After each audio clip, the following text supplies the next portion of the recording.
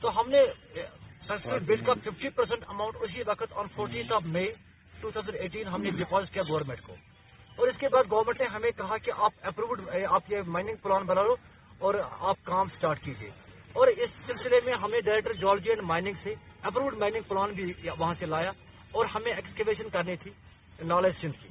لیکن بدقسمتی سے اگرچہ ایڈمنسٹریشن نے ہمیں کافی ساتھ دے دیا, کافی بہت ان تک کوشش ایڈمنسٹریشن نے کی, لیکن فزیکلی آج تک تقریباً 9 مہینے گزرنے کے باوجود بھی ہمیں نالج سندھ کی فزیکل پوزیشن ہینڈ اوور نہیں کی گئی.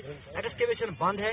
یہ لوگ چوری چھپے انلیگل طور پر یہاں سے مال نکال رہے ہیں اور رات کو یہ یہاں سے مال سپلائی کر رہے ہیں. تو ہمارا یہی ہے کہ جو اس وقت گاندربل میں ایک پیسفل ڈسٹرکٹ ہے اور یہاں میکسیمم جو معیشت ہماری ہے وہ اسی نالج سندھ پہ منحصر ہے. ڈاکٹر صاحب سے بھی یہی گزارش رہے گی کہ یہ جو ٹینڈر ہوا ہے اس کو جلد از جلد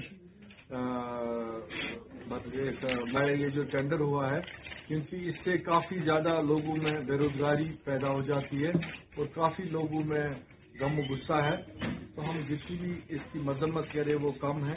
اور یا تو گورنمنٹ کوئی ایسا پروگرام یہ مرتب دے, کوئی ایسی پالیسی بنائے تاکہ یہ جو مزدور طبقہ ہے, یہ جو ٹرانسپورٹرس ہے, یہ جو باقی لوگ ہیں جو ان کے اپریہنشنس ہے وہ دور کرے تاکہ نالج سندھ بھی بچے اور یہ ان کی روزی روٹی پہ بھی کوئی اثر نہ پڑے.